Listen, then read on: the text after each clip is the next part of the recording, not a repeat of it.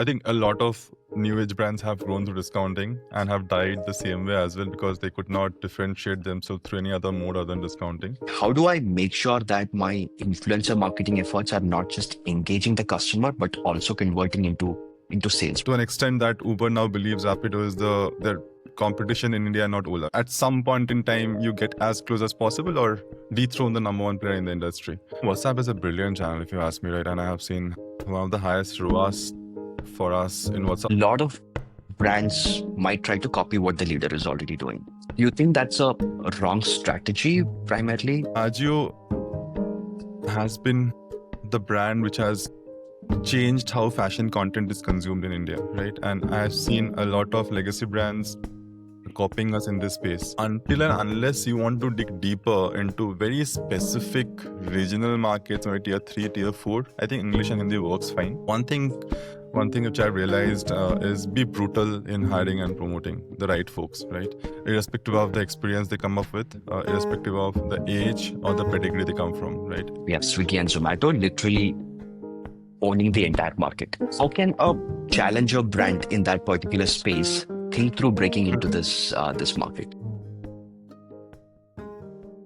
If you could, in your own words, explain to me what is a challenger brand?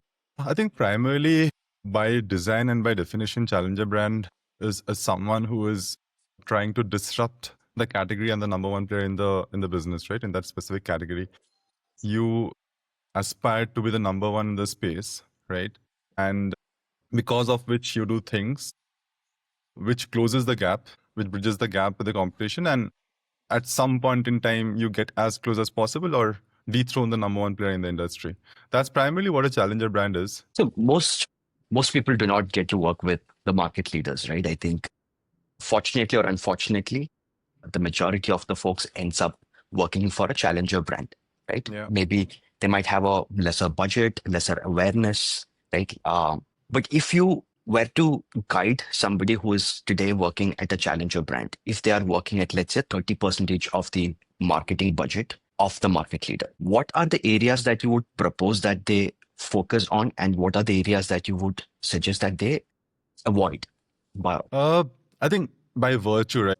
Everyone who is not number one is a challenger brand. Being number one is not just basis the quality which you push or by basis the business fundamentals. It's also big basis when you started. I mean, the incumbent in our space started almost a decade before us, but still the gap is hardly any right now. If you look at any of the other categories as well, most of the two-wheeler category, when I was in Ola Electric, and most of the two-wheeler categories have been there for decades. Been Activa or a TVS, and Ola Electric started obviously in the EV space. It tried disrupting those categories as well. So I think it's more than the business fundamentals, is more about when they started, and because of time obviously helps, right? I mean, to gain market share and loyalty and stuff. So to disrupt any challenger brand, I think the most important thing is you have to think differently. You have to think first principles. You have to understand the triggers and barriers of the category. What are the gaps? What are the blind spots? Blind spot in terms of what's small enough for a legacy or a number one player in the market not to focus on, right? You can start with that niche. If you think of the example of Rapido versus Ola and Uber,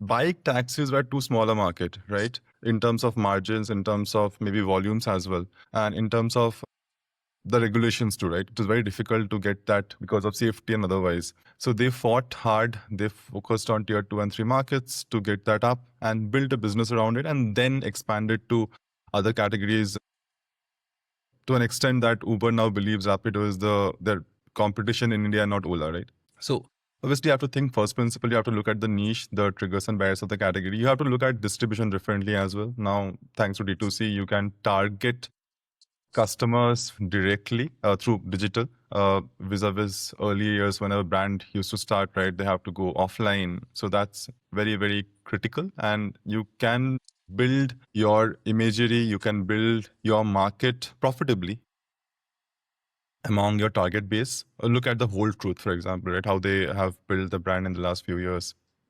You can also look at pricing differently. it can be no longer about a single transaction, it can be a bulk purchase, it can be also about subscriptions, right? Which is different. And I also believe smaller brands can experiment faster and fail faster, which big brands might not be able to do, primarily because of the structure, the hierarchies, the approvals, and also the kind of investments they make. Every launch took around 6 to 9 months, right? Vis-a-vis the new age companies I have worked in. I mean, we used to launch in a month or two, right? So the go-to market speed is faster. So you fail fast and then you learn and then you move on to the next experiment. And I think the things that someone should not touch or challenger brand should not touch would be obviously regulatory issues, right? You can't defy the rules of the land. Also, the unit economics for every business. Most businesses have very specific unit economics. If you can't follow that and the incremental unit economics doesn't make sense, then that might be a challenge. And I think most importantly, all businesses have a specific benchmark or triggers and barrier. I mean, which you should be the hygiene for the industry. For example, for food, right? It's trust. You have to ensure that how can you build trust and not lose trust, right? For tech, it has to be R&D. You have to keep focusing on R&D, coming up new things time and again to build trust for the category. So I think the other few other things we should focus on, and it's very category dependent, to be honest. Each category has their own set of rules. Follow them, improve them, and then obviously break the barriers and try things which folks have not tried because of their size, because they have too much to lose. Do you think a challenger brand, especially when during the time they're getting established in the market, right? A lot of brands might try to copy what the leader is already doing. Do you think that's a wrong strategy, primarily copying the leader? Should a challenger brand always be trying something different? I don't think difference should be for the heck of it, right? You should be different for sure, but after understanding the trends of the industry, which way the industry is moving, when paper boat started many years back, right, they were competing against the likes of the Cokes and Pepsis of the world. Obviously, there was in terms of culture and subculture, there was a move more towards healthy products, right? And I won't really consider paperboat as completely healthy, but still, from an imagery point of view, they're healthier compared to a carbonized drink, right? So you have to understand which way the category is moving. You have to understand the gaps in the category. It's not always about doing things differently. I don't really agree with it. I think businesses have been made in the same space by maybe having different communication, right? I mean, some element, it may not be the product all the time. It can be any other element, maybe going live on modern trade versus general trade, or maybe in terms of communication, you have a more emotional angle than a functional angle, right? So it's not always about the product. It's also about the other piece of marketing you should focus on. Maybe the pricing is done very differently, right? So it's not always about differentiation. It's also about understanding the market better and understanding the blind spots. And as per that, focusing on which is the fastest growing category within that and going after that. I think one of the things that you mentioned was pricing as a strategy. I think in cases of Rapido, it's a typical example of how pricing strategy worked. Spoke about distribution, where the choice between a general trade, modern trade, or digital, right? So that's another lever. How much of influence does marketing really have on things like this, on distribution strategy, on pricing strategy? Is that something that marketing has influence over, or does marketing really inherit the strategy and then you figure out how to go about it from there? Ideally, marketing should inherit the strategy, what's right for the business. I think marketing it's basically once you have the strategy in place in terms of the 4Ps or 7Ps for service, right? How do you reach the consumer, target the consumer, and reach them with the right set of messaging? It can't be always in marketing first. You can't think of building a D2C brand into a pan-India offline brand just because you are reaching out to everyone through TV, right? Doing mass marketing through the TV. I think that's a very stupid model. Ideally, you should understand which are the moment of truth where the customers are looking for the brand, they buy the brand currently, or maybe they'll be buying the brand in the future if those channels are not currently being used by the number one or the legacy players. And basis that, you should plan your marketing strategy. Nature's Basket is a good example, right? I mean, a lot of premium brands are on Nature's Basket. They focus primarily through premium modern trade distribution and D2C distribution. I mean, they are not coming on TV and reaching out to everyone because their relevant audiences might not be there. They might focus more on premium channels, maybe CTV at times, that to target it to geographies wherever you have the right distribution. So I think marketing is always after you have decided the brand strategy, understood where the brand is generally sold, who are the right TG for the brand, what is the right USP for the brand. You promote all that through marketing and reach out to the right TG through the right channels, right? That's the role of marketing. So let's take a scenario, right? So we have a duopoly that is happening in the food delivery space currently. We have Swiggy and Zomato literally owning the entire market. How can a challenger brand in that particular space think through breaking into this market? Yeah, I think in the last few months, right, I have seen a few brands which have grown in this space, right? And they're primarily focusing. I mean, one of the brands I can think of is Food Darzi, right? They're primarily focusing on a very specific niche, and whichever brands have seen being successful, right, against the Goliaths of the world in the last few years, have started with a niche, established themselves in that niche, and then expanded to other categories. Because you have to show early signs of success to the investors as well, right? And until unless you solve a very specific problem, it's unlikely that you will be seeing success vis-a-vis the legacy brands or the brands which have been there for many years.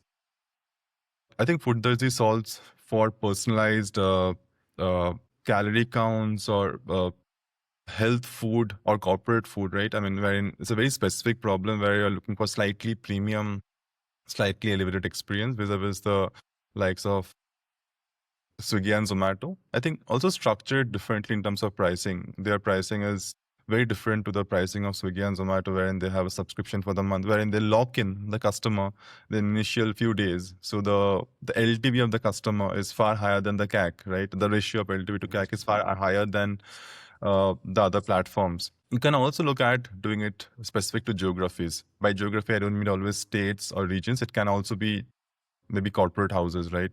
Just focus yourself through BTL activations in big corporate houses and focus on those customer base, right? And fourthly, I think what ID, if I can think of the brand ID, right? And because Swiggy and Zomato is on the food space, how they have solved for, I tend to believe that there's a lot of trust issues with the likes of these food platforms, wherein customers tend to complain about the product they have received, right? At times, there are major challenges in terms of how they are cooked and otherwise. And might have seen a lot of those happening across restaurants as well, right? Whenever there's a food audit done. So if you can solve for trust, if you can have tech solve for trust through live cams, which ID had done, right, in the factories. So I think that also builds a lot of trust in the category. So these are few of the enablers of the category, and start small, start with a niche, and then grow, expand to, once you have become a decent brand in that space, through word of mouth and otherwise, expand to other categories where you see growth. You touched upon this one point of experimentation. Yeah. How much of headway do people or do challenger brands really have, because they don't have deep pockets when it comes to marketing budget? How much of experimentation can a challenger brand really do, and how should they think about it? Got it. I think firstly, I don't really agree with challenger brands don't have deep pocket. I mean, given how the private equity and VC markets in India have been in the last few years, you have a Zepto having all the funds in the world, right? They also used to be a challenger brand. So I think it's more about, I mean, gone are the days where you used to, I mean, the right to win lied only with the legacy brands. Now, thanks to capital and openness of the VCs and taking chances, to be honest, by the VCs and PEs, I think I see a lot of brands having the wherewithal, right, to challenge the big players. In terms of framework, I think if you look at how they should go about it, right, there's a few things in the category should not be touched. So they should work in and around those. But in terms of trying out new things, I think in terms of creativity, I don't think comes at a cost. It's more about understanding the consumers better.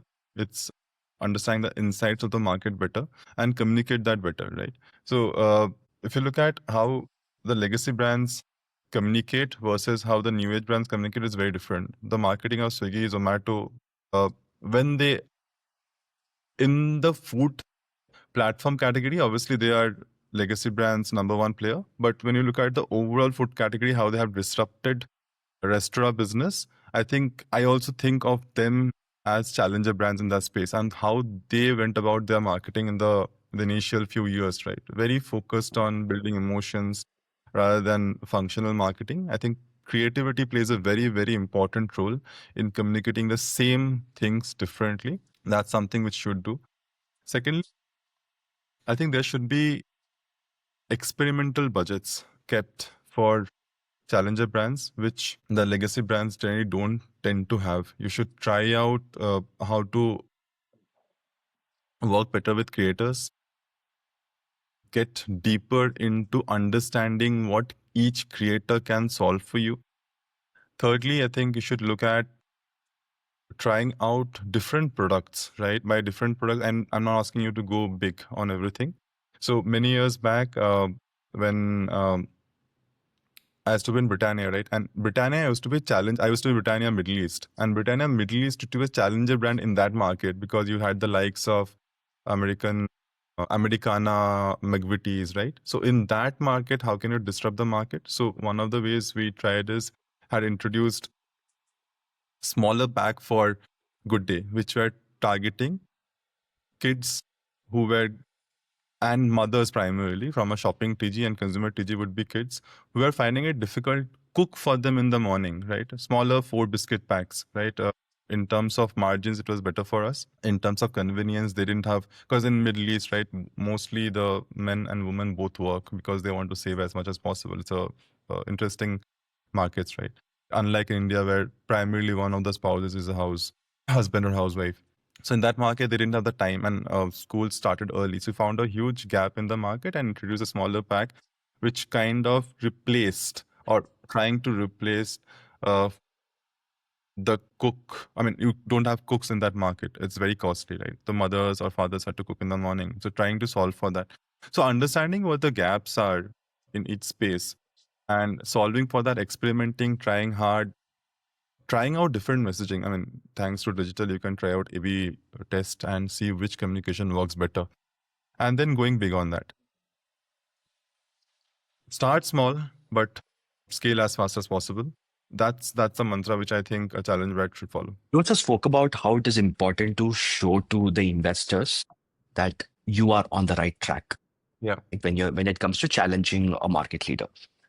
What do you think are some of the signals, metrics, numbers that you could track to know that you are on the right path when it comes to challenging a market leader? I think most importantly, given that loyalty is dwindling these days, the most important thing would be retention. There's nothing more important than retention for e-commerce and otherwise.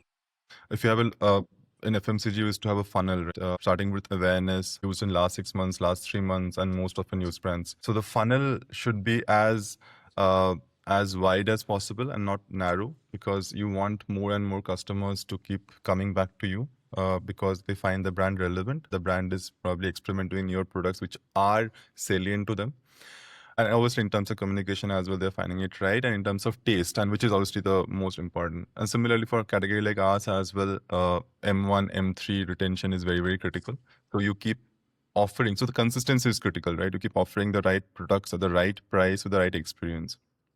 And secondly, I think because you have lesser share of money, but still you have to have more share of voice, right, in for a challenger brand, you have to, as I mentioned, right, you have to do things differently and creatively. And with that in mind, word of mouth, I think, plays a very, very important role.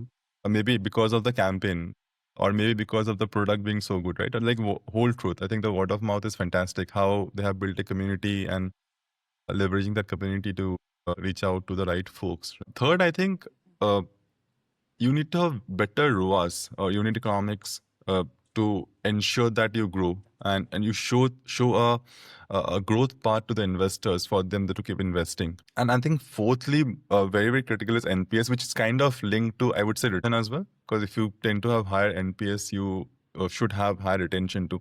So I think these will be the four critical metrics. There'll be other several metrics as well, but I think these four metrics will be very, very critical for any challenger brand to show a growth path to investors. One of the biggest marketing channels today for e-commerce and let's say D2C brands in India is the entire creator economy, the influencer marketing piece of it.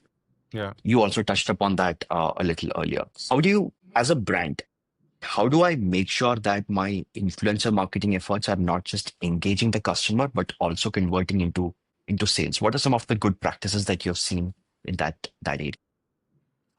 I think absolutely right. When I started focusing on influencer marketing for Ajio as well, almost 2-3 years back, we primarily used to focus on fixed revenue model, right, for the influencers, wherein irrespective of the outcome, we used to pay them X amount of money. But I think that has changed over the years. You now try to get into a partnership in terms of the revenue they're delivering as well. Very similar to, say, how Amir Khan looks at his movies, right? He will have a fixed plus variable model, right? So, thanks to, I mean, obviously not all influencers work in this model. Generally, the bigger ones don't tend to.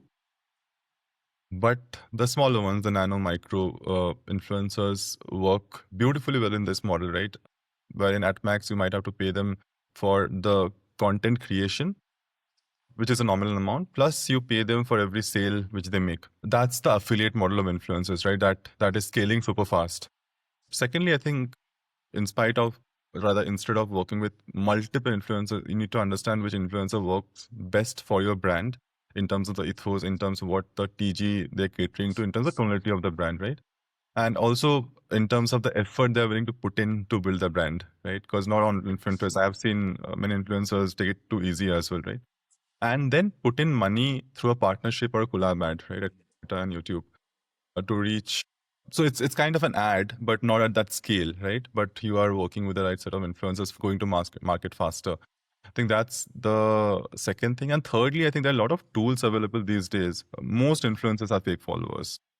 But in terms of tool, you can see the, say, salience of the influencer or the awareness of the influencer in specific markets. Some influencer will be very strong in South, some will be in North, some will be among premium customers, some will be among, say, men versus women. So you need to understand who your TG is and the influencer scores for that specific TG, right? Geography or specific TG, age group, etc., etc. And basis that, choose the influencer. I think this is something which we have tried and have seen good results. I mean, of late, our influencer ROAS has been far higher compared to what it used to be many months back. Back then, used to use influencers primarily for awareness, primarily for engagement, but now our focus have changed, and we are focusing on looking at them as one of the performance channel as well. Another new age marketing channel that has come up is WhatsApp marketing. Yeah. And there is always a risk of you being perceived as spammy if you don't do it right.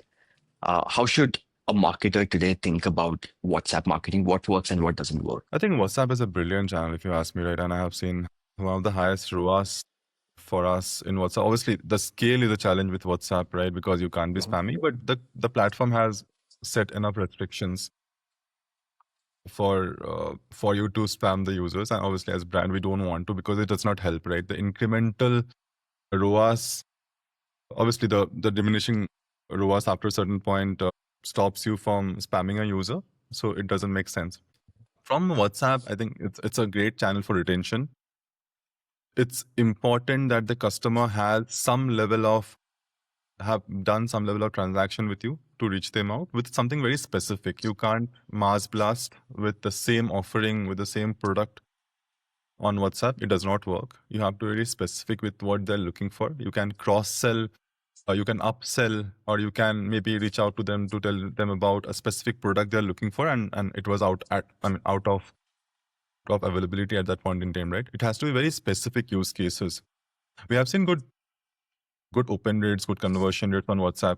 So it can also be about reaching out to lapsers with a specific coupon code, right? Which works well. Or it can also be about guys who have already installed the app, and while installing, they had to share the numbers, right? And folks who have agreed to getting reached out through WhatsApp, you can reach out to them to make them the first purchase, right, with a specific offer. Mhm. One thing that has worked well for some of the categories like GeoMart, right? It also reduces the friction of downloading an app. In today's world, there are so many apps for each category, right? So GeoMart has integrated itself beautifully on WhatsApp or commerce, wherein you can purchase without downloading the app from WhatsApp commerce itself. So that also helps in customer acquisition. And once the customer is happy with the deliveries and the prices, the product, they can maybe become a loyal customer by downloading the app instead of forcing them to download the app and then making them purchase. So I think WhatsApp works beautifully for these use cases. You spoke about discounting, right? Basically through coupon codes to convert a customer when once they have maybe added something on the cart or once they have checked out the product on the website. As a brand, how do you balance discounting and brand equity? What is acceptable and what is not acceptable so that the brand does not get diluted through discounting? I think a lot of new age brands have grown through discounting and have died the same way as well because they could not differentiate themselves through any other mode other than discounting. I tend to believe discounting is good for customer acquisition. From acquisition, only from competition or customers who are new to the category as well. But I don't think it's a long-term moat or a long-term strategy because there'll be someone new who will be discounting higher, right, than you. So as long as you ensure the hygiene of the category, taste category and aftertaste for food, right? Delivery app experience, returns, refunds for the e-commerce category, right? You have to ensure those, right? Which are the category hygienes. And then do discounting smartly on products which are non-exclusive. There are few products or brands, for us, right? A pinnacle product, maybe a top sneaker, which which is not exclusive to Ajio, but available on other platforms. But that will drive a premium customer to the platform to download the app, right, and engage with the app, and then cross sell, upsell them other products on the platform. So they are good customer acquisition levers or tools. So you have to understand which of those products are, which those brands are. One of the brands in the shoe category, right? It's a new brand. I won't be naming the brand, but we have seen great customer acquisition through the right pricing for that brand because that brand sales at a slightly higher price across other platforms, right? And we have seen a lot. And whenever that brand goes out of stock, we see the new customer numbers going down. So we ensure that that brand is at hygiene in terms of pricing, or maybe slightly lower in terms of pricing. We don't mind burning as long as we are getting the right new customer conversion from that brand, right? So it has to be done smartly, but that can be the only moat. You have to ensure other things are hygiene or better, the point of parity, as you say, right, and differentiation. And then use very strategically discounting for key periods, like maybe during festive, when you can acquire a lot of new customers because there's inherent demand in the market, right? So use it smartly, don't go all out with discounting. And that can be the only messaging from the brand's view. And how do you think about content marketing specifically to e-commerce and D2C brands? Because in India, you have hundreds of languages, right? Potentially 10 to 15 major languages. How should a brand think about their entire content, both from a content strategy perspective and from a regional content perspective? I think let's start with content marketing. Ajio has been the brand which has changed how fashion content is consumed in India, right? And I've seen a lot of legacy brands copying us in this space. We have something called Trendin, which talks about the latest drops from across the world, not just in terms of fashion, but in terms of culture and subculture. We have shot, and these are not specific brand campaigns or sale campaigns, but these are editorials we have shot with the likes of Kartik Aaryan or Vijay Verma's or Shobhita Dhulipalas of the world. I mean, we are the first one who had leveraged the clout of Hanuman kind almost 2 years back during Supersonic. The likes of Abhishek Chaudhary, who is a doodler, Shantanu Hazarika, and many other folks, right? So content plays a very, very important role, primarily because customers, and primarily the new age ones, discover products very differently. Gone are the days when they discover product only through ads. They kind of discover products through Instagram feeds, through their favorite content creators, through their favorite artist. And it's very important to pick and choose the right set of creators who are, in terms of imagery, in terms of salience, similar to what the brand is trying to establish. So that has been the number one goal for us. And at times that does not give you the right ROAS, but that ensures that the existing customers find value on the platform and they find the right set of they find the right information on the platform about what's happening. And that might be a very small set of, I mean, India, fashion is still, I believe, a very nascent category. I mean, there'll be fashion enthusiasts, right, which will form a very small percentage of India's population. Most of them are fashion basics, right? They're still upgrading themselves to understanding what premium fashion is, what brands are, right? I think there's a huge opportunity for us in that. But for that 10% who are the evangelists of fashion, I think it's important for us to create content which they find relevant and they keep coming back to the platform, and basis their time spent on the platform also end up purchasing as well. That's something we are focusing on. In terms of regional content, I have a slightly different view. I see a lot of stuff being written about regional content, about push for regional content, but whenever I have tried regional content, right, and maybe because of the category I'm in, e-commerce is primarily a slightly, I mean, until unless you're talking about Misho, right? It's slightly elevated. Folks who have a smartphone, they know how to operate an app, they are shopping, they have shopped. I mean, I really want to reach out to those guys. They have basic understanding of English, right? They have basic understanding of Hindi. So until and unless you want to dig deeper into very specific regional markets, maybe tier 3, tier 4, I think English and Hindi works fine. Having said that, we have tried other languages. I mean, we had done a very big campaign on Kerala Mario a few years back, right? Wherein it was absolutely in Malayalam, right? That worked well, but I think they work well for engagement, and they don't lead to conversion immediately. If you have the monies, if you have the wherewithal, and if the market is big enough, right, for you to keep creating regional content, it'll take time. It will initially help you with good awareness, good engagement, but might not lead to immediate sales.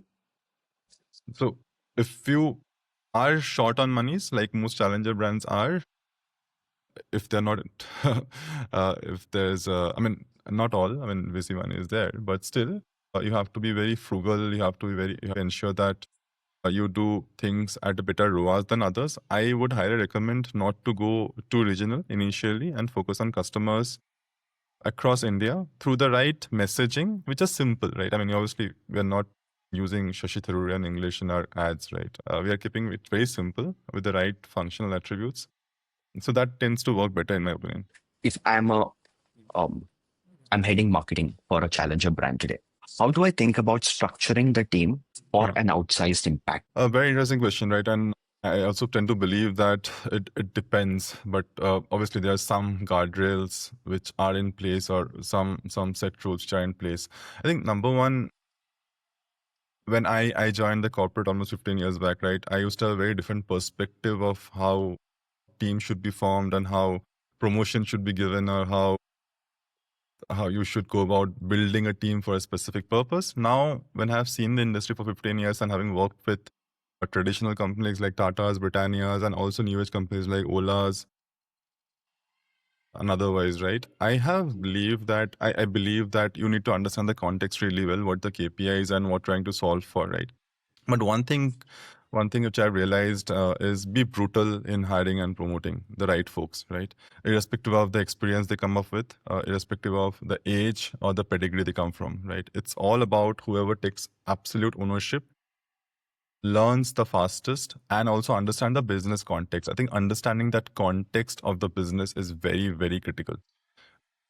There'll be off days, there'll be good days, bad days, but someone who is willing to give in their best and willing to learn and willing to grow, you should prioritize their career growth more than anyone else. And that's a simple formula which I follow. You can't be treating everyone equally. That does not work. Secondly, have the set KPIs. I mean, beginning of the year, middle of the year, have chats with them and making them understand what the goal for their specific department is, right? Even I think a creative department has a very, very critical goal in terms of ensuring customer engagement on the platform is going up, or say the CTR of the creatives are going up, right? Or the amount of time spent on the is going up, right? Or maybe in terms of how a customer perceives a creative. I mean, every single thing. Have very, very specific KPIs, break them in as per numbers, and they should be, we follow waterfall model, right? Starting with the top KPIs, break them into different department like performance KPIs, creative, content, brand, social KPIs, and basis that give them the freedom to execute. Now, freedom is subjective. If someone is good, they understand what the brand needs and it's consistent to the overall brand messaging, give them all the freedom in the world to execute. Don't at all interfere in there. If someone does not understand, then you have to handhold them till they come to a point that where they understand what's working and what's not. And I think most importantly, right, and which I have learned the hard way as well, don't go for perfection. Strike a balance between speed and quality. In given today's world, go-to-market speed is very, very critical. As critical as having the right product. Timing is everything these days. When we were launching Ola Electric, for us, ensuring that the product gets launched on the specific day was more, and for the team overall, right, was more critical than getting some of the things right. And obviously, at times it works, at times doesn't. I mean, it depends on category as well. But focus on striking a balance between speed and quality more than anything else. Superb. Thank you so much, Arpan. I really appreciate you taking time out. I definitely learned a lot today, right? And I'm hopeful that people who watch this, they also get value from this discussion. Thank you so much. My pleasure, Rijas, and I'm loving what you guys are building at Ayurveda. So all the very best to you and your team. Yeah, thank you so much. Thank you. Thanks.